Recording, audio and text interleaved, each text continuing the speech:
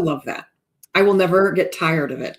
I know. We're both like in the green screen, if you will, in the back, like just bouncing to ourselves. Oh my gosh. Hey, Jen, how are you? I am lovely. How are you? I'm good. I'm excited to be here with you. Yeah, likewise. And we have our special guest Peaches in the background today, our marketing director. That's right. One of our mascots for this season, and always going forward. Pages and Lines. Lines graces us with her presence. Yes, she does.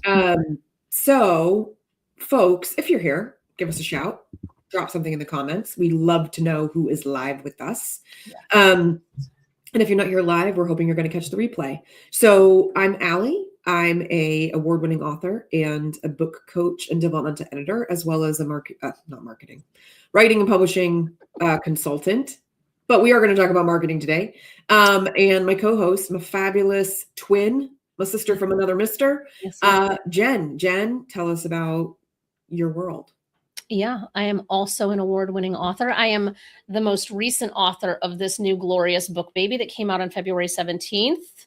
She's finally here for purchase for anybody who is interested. She's delightful. Look, she's already getting Post-it noted. I know. I love seeing a book when there's like notes and things sticking out of it. How do you feel about actually writing physically in the book itself? I see that you have Post-it notes. Is that to prevent writing directly in it? Gosh, it kind of depends. Like, I don't have any beef with like writing right into a book.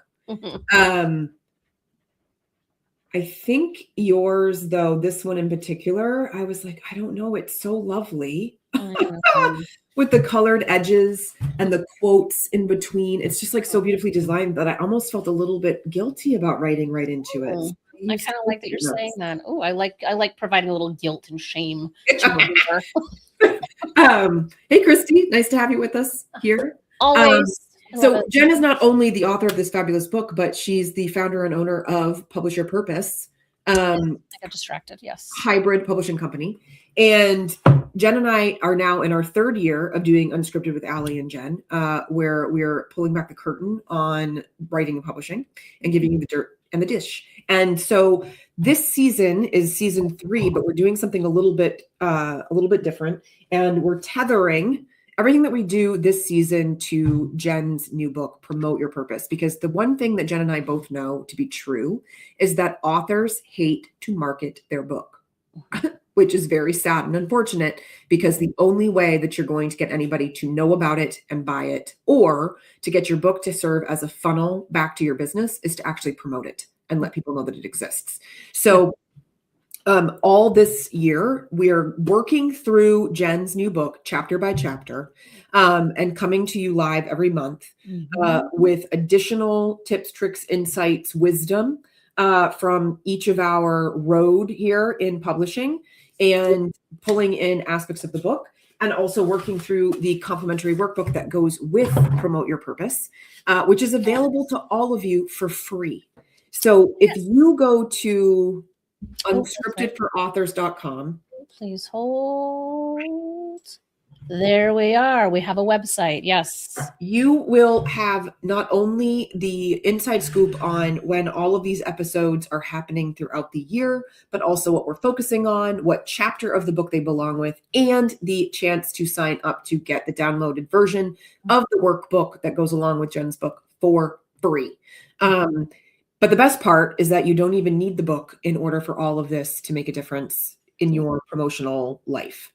Yeah, just our commentary alone, I feel like is a value add. So this is not a marketing gimmick on our side to say like you have to go buy my book, your book, any book, etc. You can literally just work with us in real time throughout 2026 and get to the heart of what you are trying to do as an author. Because as you said, Allie, like no one, I don't know that there's really any author that just loves marketing and promoting their book. Even people who are natural marketers and promoters, I feel like there's just no one who's like really screaming from the rooftops like, I love doing this. Yeah.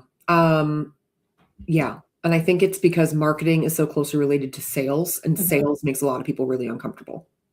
It does. And we will, I don't know what month it is because I think it's chapter 7. So it'd be July. We'll talk about sales as a service. So that way it kind of helps kind of reframe like thinking about marketing from a sales standpoint, because it doesn't At the same time, though, this is also a really good episode to pair with that one, even though that one's still a couple of months out, because today is all about your mindset and managing your mind over all of this, right? Because if we continue to have the wrong attitude or the wrong perspective around promoting, we're never going to do it, right? Yeah, and it's not easy.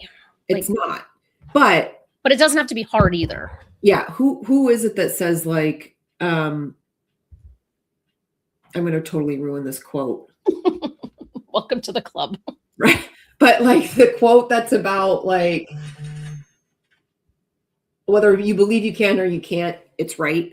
Yeah, I know the one. Yeah. I'm totally like, it was there and then it left altogether.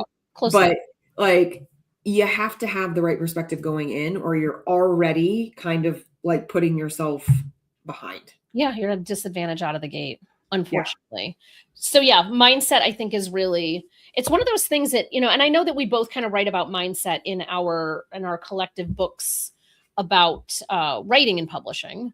So, and I don't have do you have your book as a visual? Oh, somewhere nearby? Yes. Yeah. It's coming. It's coming. There she comes. Okay. She's gorgeous. Yeah. Yes. She still makes magic. Magic. Yes, that's right. Yes. Hey, Erica. Hey, girl. Hey. Okay. So we want to dive in today on the mindset around marketing your book. Mm-hmm. Okay. That's where we're at. Yeah.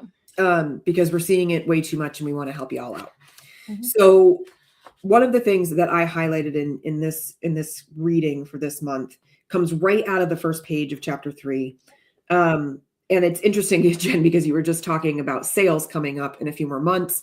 And I was saying how marketing and sales are related. And you say on page 37, promoting your book isn't just about sales. It's about amplifying your message, building meaningful connections, and expanding your influence. Many authors feel daunted, uncomfortable, or even inauthentic when thinking about marketing. And I'm going to skip down to the bottom of that paragraph. These are common fears that can paralyze even the most confident authors. And that's why your mindset is one of the most crucial tools in your marketing strategy. Who wrote that?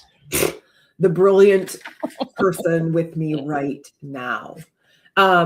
So when we think about that mindset, I want to go on to page 39. And this I think is like the most important piece of this entire chapter, in all honesty. A simple mindset shift from pitching to inviting changes everything. Okay. It aligns your values with your actions and helps you show up with more ease, confidence, and sincerity. So really what we're talking about here is thinking of marketing as an invitation rather than self-promotion. Mm-hmm. You're not demanding attention, you're opening a door. Mm-hmm. I think that makes such a huge difference. I think part of the reason that authors who are still kind of having a hard time with imposter syndrome or, owning their brilliance, owning their expertise, right, is this idea of like talking about their book is talking about themselves, and talking about ourselves is often uncomfortable or icky, or we feel like it's egotistical or selfish, or like so much crap happening between our ears around like, what does it mean and how am I perceived if I talk about my book, right? But you're really inviting people in to what you offer, what you think, what you believe, what way you can transform, right, your reader through whatever it is that you've written about. Yeah. Right? Yeah, because I think that, I was actually just on someone's LinkedIn Live yesterday, and we were talking about kind of like purpose and, and we're thinking about like that in like self-promotion. Like, I don't think that anyone appreciates people who are self-promotional. And it's not to say that there's not a balance of being self-promotional, but still from a place of service, but versus the person who you meet at a networking event and all they do is just shove their business card in your face. Like, nobody likes that. Nobody likes an author where it's like, go buy my book, go buy my book, go buy my book. And I think most people don't like to do that. Like, I think it's a small percentage of people who do have that bravado, if you will, to kind of like really be in your face and aggressively like, yeah, go buy my book. Whereas if we can think about how our book really is of service to someone and invite them into our community, into our world, into the pages of our book, it feels so much better to just be able to say like, hey, you have a problem. I know how to solve it. Here's my book. If you want to grab it, go for it. If not, like even like our show, all of it's an invitation. There's nothing here. We're not pitching anything on the show, never have and never will. Like that is just not who either of us are. But yet there are other book shows out there where it is very pitchy and like that works for them. And it's so it's kind of like finding your comfort zone, I think, of like where you land on that scale of pitchy versus inviting, I guess. Yeah. Yeah. It makes me think that at one point I was trying to figure out where to find more of my audience on LinkedIn. So I attempted to be a part of LinkedIn groups. Mm-hmm. And I got to say, I don't feel like LinkedIn groups have quite figured it out yet. Agreed. But I was in some groups for a while, and there was an authors one. I don't even remember what exactly it was called, but it was for authors. And it was unfortunate because every single post, like 99% of those posts within that LinkedIn group was like title of the book, description of the book, link to go and buy the book. Mm-hmm. Right? Mm-hmm. None of them made me want to go and buy the book. Mm-mm. Not because the titles were necessarily bad or the descriptions were necessarily bad, but like I didn't feel connected to the author. I didn't feel like I understood how that book was going to do me a service. Instead of any of those books standing out as being helpful or transformative or inspiring or whatever it was, instead it read like that. Those groups read like reading a book catalog, Mm-hmm. And trying to find maybe the one that just happened to have the best title and best description that maybe it stopped me from scrolling and maybe had me click on the link. Maybe, right? It was noise. Yeah. And then I saw some really unfortunate other things, like people trying to do reels weirdly, like dancing around with their book with like, text overlay, like buy it here. And I was like, I have no idea what's happening in this video. Yeah. Why are they dancing with the book? Does dancing have something to do with the book? Like they're not saying anything other than go buy my book. So yes, it's visual content, which I know right now is like better. Reels though, are reels the thing on like instead of me actually being engaged with what does this book do and who is this author and would I want to follow them and connect, I was too busy trying to dissect what was happening. Mm-hmm. in the purpose in this promotional thing, right? Which it defeats the purpose. Mm-hmm. So Jen, what would you suggest? Like, where do people begin, right? In like, I think that we can't even talk strategy. Like, where do you go? What do you post? What do you do until we deal with like what the hell's happening in your brain? Like, what is going on up here? Because that's like, I think obviously it's like the very first piece. You've got to like get yourself oriented towards what you're doing. Well, I think we have to start with kind of like going back to our purpose. So going back to our January episode or the first chapter of the book and really just re-anchoring what the purpose is. So if you didn't do that work, this I think becomes a little bit harder because when you don't know what the purpose is, you don't have that anchor point, you don't have that North Star, and it gets a little bit more murky and easier to kind of fall off the tracks when you don't like, because our mindset, it controls everything. It controls everything that we do. And so if we want to move forward, make progress, invite people to whatever the thing is, and then something happens and all of a sudden we feel like dissuaded from doing it, or we're feeling like a little bit like uneasy about it, if we don't have that anchor point of our purpose to be like, oh yeah, that's right, this isn't about me. Because I think that's the reality of books and authorship, is that none of this is about us. The point of putting specifically for nonfiction books, right?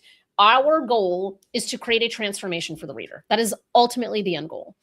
Therefore, it is not about us. We just happen to be the ones that have the wisdom to put on the pages for someone else to learn from. And so like we have to just like immediately switch it from that standpoint alone to stop thinking about this being all about me. And that's where I think just like switching that invitation Because if I'm coming to you saying like, Allie, you have to go buy my book. It's the most amazing thing I have ever written. It is my 8th. It's the best I've ever done. And like, that is all centered to me. It's centered in my ego. That is not a compelling invitation whatsoever. But if I say, hey, Allie, I know that you're struggling with, really trying to understand like where to figure out how you're going to make an impact, or you're really kind of struggling with your goal setting. I really think chapter 2 would be super valuable for that. Why don't you go to my website and download chapter 2, just to get a sense of what the book is about? That then gives you an invitation to go take an action. You take the action. And then if you choose to get the rest of the book after the fact, you choose to get the rest of the book. But it's not like a mandatory requirement in order for you to see a little bit of that transformation. So it's like really trying to like think differently about what that first invitation looks like. Because a lot of times the first invitation isn't directly buying the book. It is something else. Like you were saying about that reel, sometimes it would be much better suited to be like, yeah, go download chapter 1, go download this thing, go watch this video where I explain this particular thing. And then it gets people like, oh, okay, I think I can trust this person. I think I can trust the advice that this person's providing. And then it starts to kind of builds the trust in the reader, but it also builds our internal trust in ourselves to know that we can actually help somebody and we're not fighting with our ego about whether that's true or not. I think what's great about the example that you provided in like, go look at this, it might help with this specific thing, is that you're making it bite-sized and manageable for the other person to see the value. Right. And it's interesting because, so I went to shout out to Twin Flame Studio. Earlier in the week, they had a really great panel that was basically on getting booked and paid once you have a book. Right. And so we were talking about developing a talk around a book and some of the common challenges that authors find in developing material to turn into a talk from their book. And the thing that came up was that authors write this whole book. They've got hundreds of pages worth of content. And so then what they try to do with the talk is they try to figure out how to jam all of the content from the book into one talk. And so then it's overwhelming. It feels a little bit unruly. The audience isn't really sure what they're supposed to take away because you've tried to like capture this overwhelming amount of stuff into one 60-minute presentation or whatever. Right. And so one of the things that came up was like, like think about one piece that can offer one transformation and put your talk around that. You don't have to deliver your entire book as like the whole focus of the keynote. And I think if we think about that also from promotional standpoint, whether you're thinking about writing an email, whether you're thinking about writing a social media post, whether you're thinking about doing a reel or a short video, right? It's not necessarily that you need to try to figure out how to always promote every single aspect that your book covers, but how can you take one connection point, one piece of content that really matters, one idea, and get it to connect with your ideal reader, right? They might then want to know more when they can see like that one little piece versus trying to understand the whole breadth of what you address, right, in your book. Well, because you have decades of experience, and that's how you wrote the book. Well, not even necessarily decades, but you got a lot of experience that you're putting into the book. Like you cannot fit that into a keynote. You cannot fit that into one presentation, 300 pages. It like you said, it overwhelms the person. And when someone's overwhelmed, they're not going to take any action. And that is the last thing that we're trying to get people to do is we want people to be able to take action. So how do we make it into bite-sized chunks? Yeah. Bite-sized chunks for sure. So, so just to recap a few things here that we've covered so far. So you want to think about inviting someone in, right, to your world of expertise or your personal world if you're writing memoir, right? So you're thinking about invitation. You're thinking about bite-sized and digestible, not overwhelming them with every single thing that your book might cover, right? You're looking for one connection point. Third thing, Jen, I think that you were stating earlier, and we put this in just a separate kind of marketing principle that as business owners, we hear about all the time. You were mentioning like, if you approach it one way, it's all about me, but if you approach it another way, it's about them. And that goes back to that whole marketing principle of like showing your audience or your customer what's in it for them, right? They need to understand how this thing that you have, whether it's an offer or a book or a service, right? Product, whatever, how it benefits them. Right? Yes. And that's the same thing. That's the same frame, context, when it comes to figuring out how you're going to approach any type of content around your book. Yeah. Yeah. And I think that getting to that place of being able to kind of like reframe and take it out from like being us and onto somebody else is when we start to have to like really look at those limiting beliefs that we're carrying. And that is definitely something that's talked about in the chapters, like really reframing limiting beliefs. Because if we can look at a limiting belief that's like, like you and I have both been doing this work for a while. But there are people who maybe they're just starting out doing it, or maybe they've been doing it for 20 years and they're like, I'm not an expert. Like, I'm not really the expert. I'm still trying to figure it out. When we're kind of like bringing that hesitancy to our writing, to our workshops, to our written word, to whatever the thing is, people are going to pick up on that hesitancy and it's going to erode that trust again. So it's almost like we have to like really think about like, what are all of the things that our mind is telling us that are probably inaccurate, or even if they have a little bit of accuracy, how can we reframe it to think, okay, how do I move this to more of a place of empowerment? Because then when we're showing up empowered, we're showing up differently and we can create that transformation for other people. Because like, if you see experts, like any type of experts, whether they're doing an Instagram video or they're on YouTube or wherever they may be, or even in like a live in-person workshop, if that person is like using like hesitating type of language as they're expressing whatever it is, the thing that they're talking about, trying to convince you that you also should be doing this thing, is that really going to create like conversions, if you will, for somebody to be like, oh, I do not think I trust Allie because she's hemming and hawing over this thing that she's claiming to be an expert in. So it's like we have to like do that inner work to be able to really feel like we can show up as an expert. Because when we can show up like an expert, we can create the invitation, versus when we're showing up hesitant, that's where I think the ego can start to pop in and things might come off more salesy, even when we're not trying to, just because we're not confident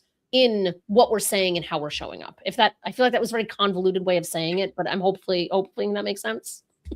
Yeah, I think what you're saying is if you come across as being untrustworthy with yourself around your expertise, then you're going to appear unconfident, which is only going to lead to other people not being confident in you. Succinct. Wonderful. Here's where I think that being honest about maybe not being the one and only expert can be helpful. And that's only from a place of authenticity. Mm-hmm. So, and I know that word almost feels icky now because everybody's overused it. But what I mean is that I think there's a difference between saying, I am not the only expert in this field. There are lots of other people who have varying degrees or opinions on X, right? I actually think that can lend itself to likability, trust, credibility, because you're saying I'm not the one and only, mm-hmm. right? There are lots of people in this body of work. Here's my take, mm-hmm. right?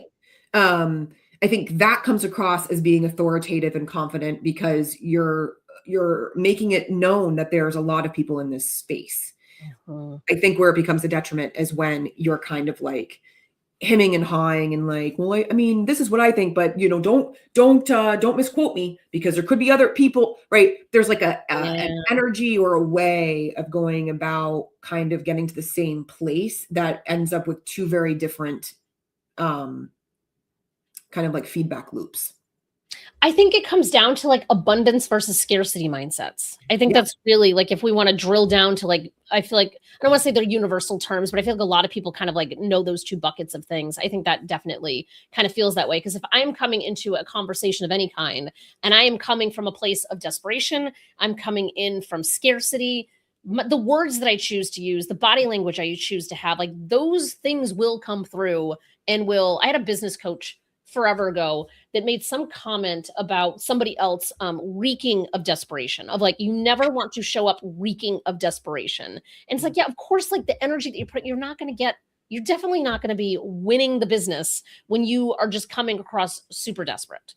Mm-hmm. But if we're coming from that abundance place where it's like, listen, like, I think you and I are really good examples of abundance because like we, like, even with our sister books, right? Like they are so similar, different perspectives, different framing, but it's basically the same content for the most part. It's just framed in a slightly different way. We could have looked at that and been like, she's the competition. I cannot possibly, like, like I have my book, she has her book. Like, there's no way. And really, we're like, these are sister books that are both beautiful, both have the same message. And we always are saying to people, like, just get whichever one you're feeling like, whichever one grabs your attention, or get both of them. Yeah. Because there's more people than you or I could ever possibly serve alone in this industry. And that is the case for every other industry, every other topic, every other book. There are more people than you alone as an author could ever serve. So why not be more in that collaborative space versus putting the energy out there that's just kind of like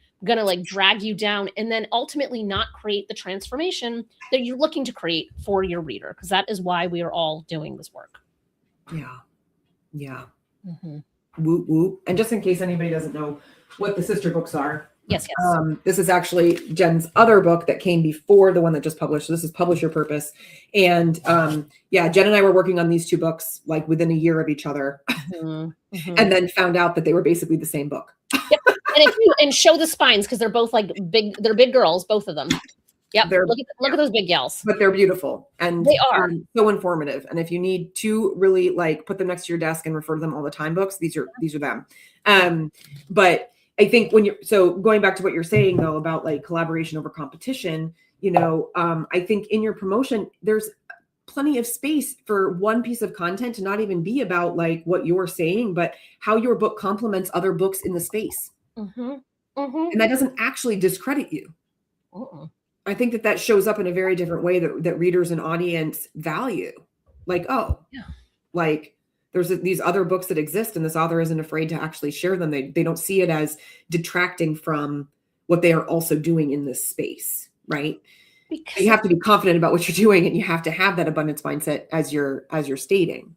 And it also lends credibility to, like, if you are kind of like the lower person or less known person in a space, and you're grabbing known books that people are kind of already familiar with, and you're like, hey, here's the top 10 books that are similar to mine.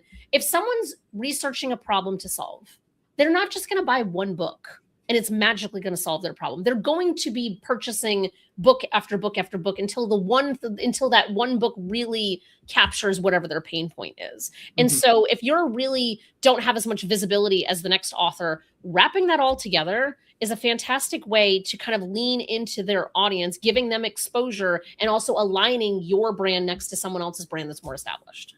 Yeah. Connect with them. Have a conversation. Yeah. Like while you're developing the book, reach out. Maybe they'll endorse it. Right? Like consider adding in some of their research or knowledge base with appropriate credit and citation and referencing. Like they will be honored, likely, that you thought that they were another leading voice and you mentioned them in the book, right? This is why one of the things that Jenn and I talk about, in manuscript development, like before you even draft, is having an understanding of the marketplace and understanding who else is out there in your space so that you know how your book is similar to theirs and how it's different, and then using that information as leverage, right? And not leverage in like a manipulative, hold it over their head kind of way, but in a way that serves you with integrity, right? There's a lot of opportunity for you in knowing what else exists out there without it needing to be slimy competition and all negativity. Yeah. And at the end of the day, you could still be writing a damn near identical book. Like, again, our books being good examples, like they're not identical. Like there's definitely nuance to it. However, it's still the same goal of helping authors with the same problems, the same pain points. But it's our different lived experiences that bring us to that point to be able to share the stories in a different way. So the topic, like the content, can be way more closely aligned than even our content is. And there's still a place for both of those books because it's about how we show up as a person, how we're showing up in whatever services that we provide, and what our individual goal is for a particular author. Because there might be two authors side by side where your goal might be to sell as many books as possible, and my goal might be to bring as many new people into my business. Those are two different goals, which means there's going to be two different marketing strategies that are going to accomplish those different goals. So even when you have 10 books that are the same, like especially leadership books. We publish a lot of leadership books. There's a lot of leadership books that have overlapping topics. Like a lot of them have overlapping topics, and it doesn't detract, it doesn't take away from what someone's unique perspective and lived experience is. Okay, but only if you market it well. All right. So listen to these last few comments. We've talked about basically what we've talked about is saturation of the marketplace, right? That your idea is probably not an original idea. Unlikely that it is, because of the overwhelming amount of books that are published every single day, because of how many different models that we have, right? So if you have a book in a marketplace with a bunch of other books that have overlapping topics, you putting out a promotional post that just has the title and the description does not actually make it easy for your audience to say yes to your book, because you haven't differentiated it from all of the other titles and descriptions that might look the same to the reader. Yeah. Right? Because titles and descriptions, like a book description, is meant to be on a sales page of whether it's an Amazon, a Barnes & Noble, or your own website. It is meant to be the place that someone lands after they have seen your book somewhere else. They've seen the post that's like, ooh, that's really interesting. Allie's talking about her book and how it's going to help me figure out what publishing path I should choose. Amazing, great. Then they go to whatever sales page of choice. Then they can read the description that is going to validate for them what their original inkling was, original thought that they had when they saw the post. If you are just dropping that in, it's like reading, I don't even know. It's like reading a flyer for something that you're not even interested in. It's like reading like a menu where you're like, oh, wait, is this something I should be interested in? And it's not to say that the description's written bad, wrong, or anything. It's just that's not the context in which a description should be used. Like at least have a little bit beforehand. That's what you need. Context. It's always context. Right? Context. Always. You know? And since we're one of the places that we're streaming to is LinkedIn, right? Like you want your LinkedIn post, for example, to have context before people even know that you're pulling maybe something from your book. Yeah, you can still use the description. Just add a sentence or two at the top to at least frame why it is that you're pasting your book description on LinkedIn in the first place. Yeah. Or don't do that. Right? That's also possible. and approach it more, again, thinking about that connection point to your audience. What's a question perhaps that your book answers? What's a problem perhaps that your book solves? And I'm not saying the one and only, the main problem, right? Because again, that's feeding the entire content into one thing, which is really hard with 3,000 characters in a LinkedIn post, right? But like one aspect that you can address, and then maybe subtly at the very end, right? And for more great tips and tricks to help the indie author write and publish the right way, you can check out my book at blah, right? Buried all the way at the end. But you've already given value in the post. You've already invited people into your expertise because you've provided something of value, some sort of context that they might be interested in, something that they can noodle on, right? Without it just being direct to like calling all readers. I've just published. Buy my book now. Right? Let me be a bestseller. Buy it now. I think like during launch day, right? Like a quick, like, it's finally here. This is the day I've published this book, right? Like, I think that there can be room for those types of kind of direct, like, put it out there kind of posts. But I think most of the time, we need a little extra. We've got people here live. I'm so excited to see you all. I don't think I gave a shout out to Lisa, who's here. So hello, thanks for being here. Now, because I know all three of these people that are tuning in from LinkedIn, I know that they all have very different books. I'd love to know from them if they've got questions about promoting their book, mindset with promoting their book. Or if they have a sense of how they would want to invite the reader in to their book. Now, I know Christy's at least has one book published. She's got a second on the way. Same thing with Erica. Lisa, I think you're still working on your memoir. I'm not sure if you might have a prior book before that. So if you've got things that you want us to address, now is the time, my friends, because one of the fabulous parts of season 3 is live on air coaching with those who show up. And we're happy to address questions as they arise. So please plug into us here and now, and we'll see what we can do. While we're waiting to see what drops into the comments, one of the things that I was thinking about too, like as we're talking about context and all these other things, there are some very simple ways for promoting without a lot of effort. Mm-hmm. And I think that a lot of times when it comes to mindset, right? If it's a lack of confidence, for example, the only way to build confidence is to do something that's a little bit of a stretch outside your comfort zone, right? And to build confidence through actually taking action that builds your confidence, mm-hmm. right? Just like you only become a stronger writer by writing. Mm-hmm. You're only going to develop confidence by doing things and hopefully believing in yourself enough to see them through, mm-hmm. and building confidence that way, mm-hmm. right? So if it feels like too much of a stretch to start off with, like coming up with posts and emails and reels and whatever, here are some simple things. Change your headlines on all your social media profiles to include that you are now an author. Real simple. Super simple, right? Mm-hmm. If you have professional bios, make sure you update them, mm-hmm. with author and title of your book.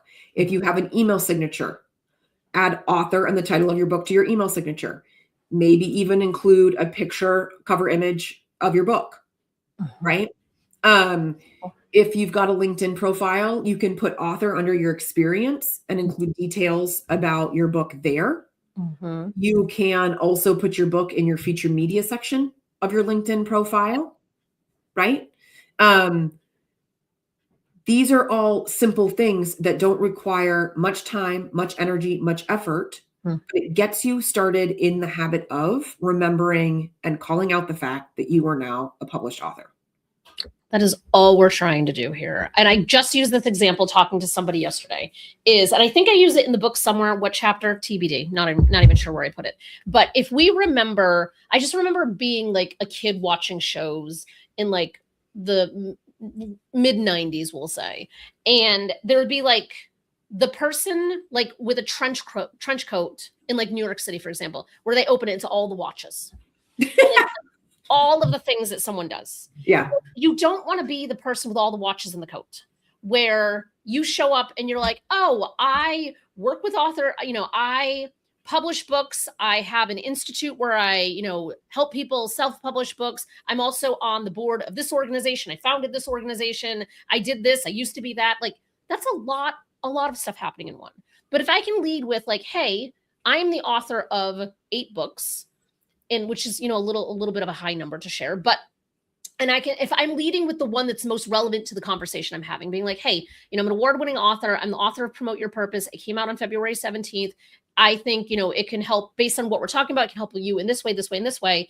Then they can go through that whole cycle that we talked about. I can invite them to go watch a video. Maybe they're watching this. They can go read the book, etc. Then they can see all of those other details about who I am and how I show up. They can see all of the watches, but the watches are contained inside the book itself versus just showing up into a conversation and being like, oh yeah, I started this business, 10 years ago without knowing that I'm an author. Because the benefit and the beauty of a book is that it can contain all of your lived experiences. There still needs to be parameters around that, this whole other conversation, but like it can include your lived experience. So people then can look at you and be like, oh, this is someone who has founded a couple of different organizations or has been volunteering for these types of things, because you can organically weave it into the content of your book versus having like, oh, here's this thing. And then you leave the person you're talking to or the reader being like, wait a minute, what does she actually do? Like she's saying it's this is like, is that now or is that from the past? Like you don't want to be rattling off a resume for people. But if you say like I'm an author and your book contains the information from the resume, you're kind of like 2 birds, 1 stone, Yeah. All right, let's dig in a little bit further. So let's say I want to talk long-term mindset for a couple of minutes. Okay, let's do it. Because I think first-time authors, right? They fear the promotion. It's a little clunky at first, maybe. They try to avoid it, right? Maybe eventually they find their footing. A lot of authors tend to really like push themselves during those first couple of weeks of launch, right after publication, right? And then they go quiet, right? Now, we know that books tend to do the best during those first couple of months after publication, probably because of the very thing that I just said. Everybody's stepping on the gas at that point. Yeah. But the other type of mindset that one needs to have in this particular industry, I mean, maybe all industries, but like I can only speak to this one, is a marathon mindset. So growth mindset is one, abundance mindset, right, are kind of similar. Those are good to have in terms of like putting yourself out there to do the thing, remaining open, remaining curious, remaining confident, right? Being collaborative, right, with others, not always seeing everything as a competition. Those are all well and good to actually getting yourself going and being the marketer and promoter of your book. But the other thing that you're going to need is a marathon mindset, meaning that this is not a one and done. This is not a sprint. That even though your book might perform the best in those first couple of months around publication, does not mean that you can set it and forget it. Right? Because there's too many other books that are coming out. There's too many other ideas and voices that are coming out. If you stop saying that you have a book or stop making it relevant to the people around you who are following you, then your book will become irrelevant, right? It will become invisible. People will not know that it exists. So you have to continue to market and promote, right? And this is often why authors, first-time authors who don't know anything yet, or who haven't done the reading or haven't met other authors or whatever, right? They get so excited about finishing the manuscript and the book being published, and they think that's the end. And then somebody like me who kind of shoots from the hip and says it straight is like, sorry, but this is actually just the beginning, right? You know, you're not going to just stop marketing or promoting your book if you want your book to do well and last forever. Yes. Right? And marketing doesn't have to look the way that people tell you it looks. And I think that's so much of what I talk about in this book that we'll get to in future months is, you know, for me, I give my books away for free all the time, like all the time, because I know that the value that I'm adding is not from making $5 in royalties on a book. So from my marketing standpoint, like if I have a conversation with someone and I know that the publisher purpose book would be a value add to them in the moment, I will send them the ebook, I will send them the PDF of the workbook, and I'll be like, I really think if you focused on chapter 5, that's going to help you kind of get through that roadblock that we were talking about. That's still marketing, right? Like it doesn't have to be, I'm spending money for radio ads, I'm spending money on Facebook ads. I'm like, it doesn't have to be these things. So if you can find a way to really look at your book as a vehicle for change and impact and transformation for your reader, you might find that giving your book away for free in whatever settings, like even right now, if someone was like, you know what, money is a barrier for me, would you like send me an email? I will happily give you the ebook. Like it's as simple as that. Like that's not my motivation, but there are authors where making every penny back on the sale of their books, they would never give their book away for free. And that's okay too. It's just a different strategy. So we have to think about what marketing strategies align with what goals we have. So that way we can be constantly showing up and constantly talking about our books and conversations. Like obviously my books are right behind me. Your book is behind you. Like, so it's that kind of the subtlety of that, even that alone is part of marketing. It doesn't always have to be this big, expensive, fancy endeavor that is time consuming and soul crushing. Sometimes it's just like, hey, I met this really cool person and I'm going to follow up via email and say, hey, I actually have this free book promotion that I'm doing in a couple of weeks. Make sure you check out the book on this day. Right? Like because then you can always go back to those same people and say like, hey, could you, I gave you a copy of the book at whatever point in time. Would you be willing to leave a review for me? So there's always something you can kind of like follow up and go back with. Or, hey, I shared did you read chapter 5? Did you find value in that? And, do you have any other questions? Is there like a way that we, do you want to have another conversation, which can then lead to someone working with you? So like, it's all about, which goes back to what you and I do outside of the promotional work is the construction of the book itself and making sure that the book itself leads to those opportunities for us when we do decide to possibly give it away for free or whatever ways in which we might be marketing it. So, and this goes back to mindset, right? Like it goes back to mindset because you need to understand what you value, what you believe in, what feels good to you, in the ways that you go about marketing, right? If you start doing all of the things because you see somebody else doing all of the things, then you need to stop and ask yourself, why? Yeah. Why am I doing all those things? Is it because I feel like I should? Or is it because I actually believe that these are going to be helpful strategies? Or is it because I don't know yet what works and what doesn't? So I have to try a whole bunch of things on. And because I have a growth mindset, I'm going to experiment, right? There's different energy around each one of those ideas. Okay. So, you know, how you're thinking about this, how you're believing about this is all a part of this equation. And I think like the marathon mindset sometimes freaks people out. Like, oh my God, it's forever. Like I got to market it forever. But the reframe here, which is a part of mindset, is that, oh my gosh, I don't have to rush or hurry because I have forever. Yeah. Yeah. And that's what Christy. Yeah, that's right. Yeah, that's right. Christy's in here saying marketing takes time. My book will be out there forever. So I just keep at it. Yes. Like Dory in Finding Nemo, just keep swimming. Right. Keep repeating that final destination and just swim a little bit further every time. But like, you don't have to do all of the things today. You don't have to get all of the things right tomorrow because you have a very long runway to experiment, to practice, to get better, to learn new skills, to think differently. And the other beautiful thing within that long-term marathon mindset is that the way that you think about your book in general is going to evolve, which will lead to other possibilities and other ideas of how you go about marketing and promoting, because you are not going to be somebody who remains stagnant, right?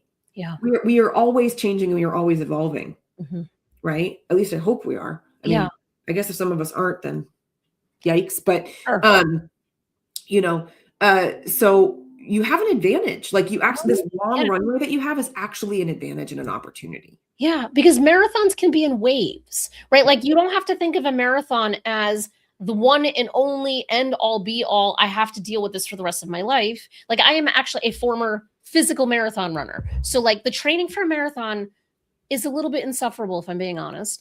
And you can decide how long you want it to take you. It depends on like what your fitness level is at the start. So it's the same thing like your mindset at the start from a book standpoint, right? So if I say, all right, I want to actually take 12 months to train for this marathon and do a marathon on March 12th of 2027.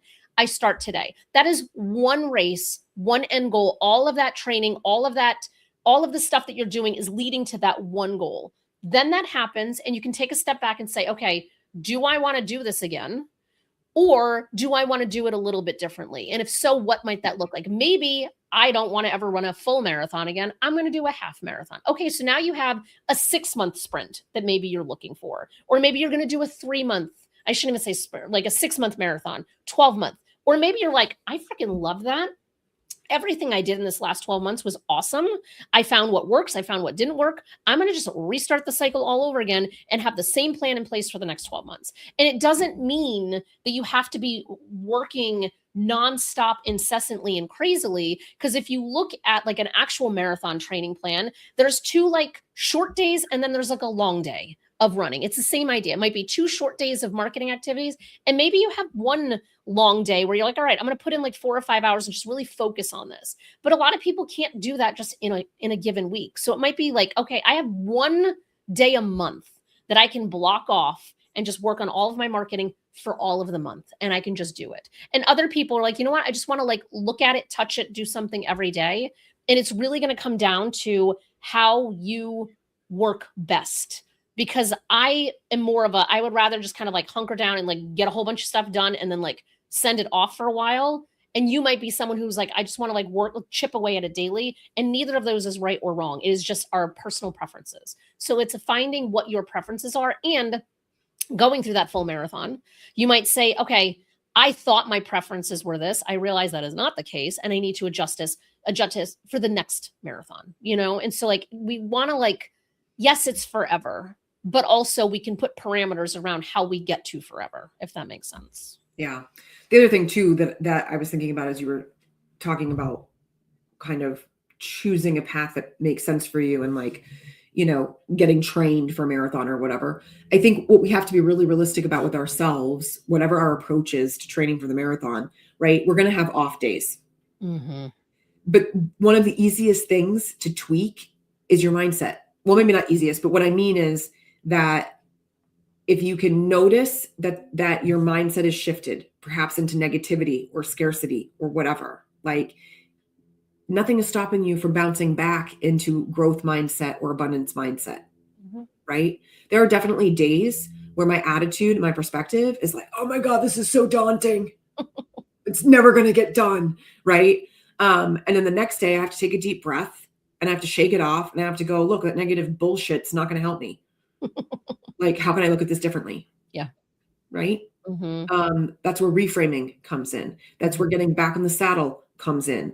That's where deciding that today's going to be different comes in, and not dwelling on how you did it before and what mistakes you made and why it was wrong and why it didn't work. And okay, great. Like, yeah, honor some of that.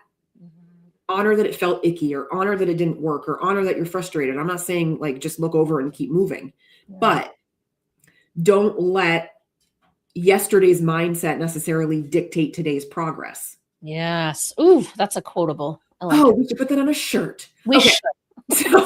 So folks, the game is what you make it, right? And this is kind of a game in a way, right? But it's one with yourself. It's not like, can I sell more copies than Jenn? Yeah. It's can I do better for myself today than I did yesterday? Yeah. Can I get this to work for me differently than how I was doing it before? Right? And just like marathon running, right? Like, yeah, there might be a bunch of people around you who are also running the same race, but I bet a lot of marathon runners are not just thinking about beating other people. They're thinking about beating their best time. Most people do not care about beating other people. Right? Yeah. It's the same thing with authorship. So, you need to be in the race for yourself, and you need to understand that everybody else around you is a different runner, right? And knowing why you're running in the first place. Yeah, they're trained differently. Their purpose for doing it is different, right? How they're getting to that finish line, maybe their strategy around when they take their breaks, when they sip their water, what kinds of shoes they've chosen, like whatever it is, right? Like, you cannot compare yourself to others because it's not apples to apples. No. There's way too many factors. Even if it looks, right, the digital landscape will make it look like we're comparing two same things, right? But that's all a facade, because you can only see so much in the digital landscape. You don't know what's happening behind the scenes in that person's world, in that person's house, right, behind that computer screen. So, mindset, folks, mindset. If you can control your mind, you're going to have better confidence and control over your momentum. I think you are on a roll for shirts. I'm on a roll for shirts. We do want to do merchandise. So, in addition to stripes and lines and pages over here, maybe we need to have some Allie shirts that we're selling. Yeah. Yeah. Or like close-ups of the cats with collars that have the sayings. Yeah. Or some of those like rubber bands. Yes. Elastic, whatever, with like sayings on them. If anybody likes any of the things that we've been throwing down and you want to see it on some merch, drop it in the comments. We're taking input, feedback. Okay. So we're at nearly the top of the hour. We are. So we have to wrap up here. So where we are going next for April, we're going to be heading into chapter 4. Okay. And we're going to be focusing on motivation and accountability. Yes. Right? Yes. These are such huge pieces. Accountability to me is like a structural component that is the difference between actually getting it done and not. Yeah. Right. Yeah. But hopefully, if you got the right mindset, accountability is not going to be as much of a problem. We see how it's all building? We hope. There is a build happening. And then I was going to say, after the accountability, that's when we start to get into what's our ecosystem look like? Who are our target readers? how are we selling? And then we're getting into like really getting into the marketing side. So I feel like April will be the last kind of piece that's a little more inner work, if you will. The rest is going to start to actually show up and manifest in kind of like that outer work. But once we have this foundation of like these really core principles and tenets, it's really going to be what sets you so much further ahead than someone else who's also on the same journey, because then you have these kind of like anchor points to be like, okay, that's right. Allie said that I could expect that this is going to happen. And now I have a plan for, okay, it happened. Now I have a plan for what that looks like. Yeah, love it. And to accompany chapter 4 content, okay, if you've got the book and you want to read chapter 4 for next time, great. If you don't, and you go get the workbook, then you're still in the same place in the workbook, chapter 4, stay motivated with support, structure, and accountability. There's some great exercises in here to help you build out those accountability structures. Yeah. Right? This is one of my favorite things to talk about, to be honest, simply because it is not complicated and it only takes a little bit of time to kind of think through some of these things, and they save so much time and stress down the road. Yeah. Yeah. And accountability is actually, so what's going to be interesting about next month's topic is accountability is also something that comes up a ton with authors in developing their manuscript, even before the book publishes or they're even thinking about promotion and marketing. Yeah. So I think next month is going to be a little bit more tangible than this month. This mindset's a hard one to talk about because it can be a very personal thing, and it's kind of more conceptual and abstract and heady than it is anything else. So stick it out with us for another episode next month. Make sure you go to unscriptedforauthors.com so that you know when the next episodes are happening. You can download that free workbook. When are we? April 9th. April 9th? Mm-hmm. Yep. Okay, April 9th. That's when we're back, folks. 10 a.m. Eastern. All right, before we close out, Jen, shameless promotion. What you got? I'm going to say, in regards to the conversation that we've been having today, I have a card deck that goes with this book that is available on my website. It's also currently available on Amazon. I might take it down, so go to our website. It is action prompts to sell the book, to market your book, to promote your book, to do all the things with your book. And it's literally just picking up one card a day, right? I picked up assess, ask 3 colleagues to describe you in 3 words, and look for patterns. You can do that. If that's just your one thing you got to do today, it's little bite-sized chunks, because it helps us from a mindset standpoint to be like, all right, I just need to take one action a day. What's the action? Pull it from the card deck and find out. Love it. Love it. Okay. So Jen, will you update the description or post in the comments the link to the card deck?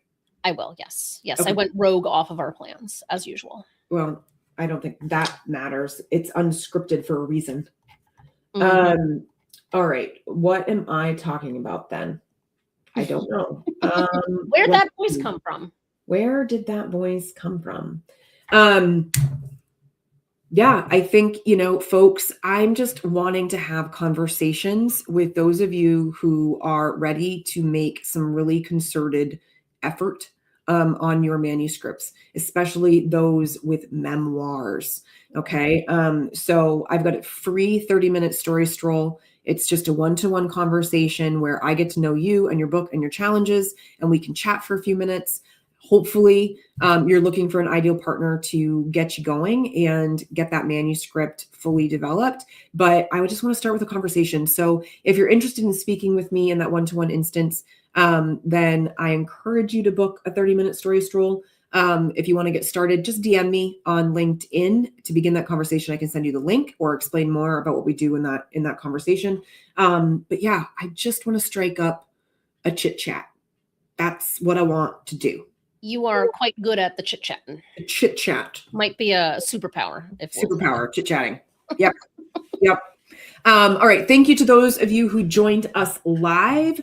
We hope to see you back again next month. And if you catch the rest of this, like maybe you dipped out halfway through and you come back and watch the rest, we would love to hear anything you've got in the comments in terms of key takeaways or key questions. And for those of you who couldn't join us live but catch the replay, same thing. We would love to hear from you and answer anything that we can about managing your mind when it comes to promoting your book. Well said. Thank you, Allie. You're welcome. We'll see you in April. See you, everyone.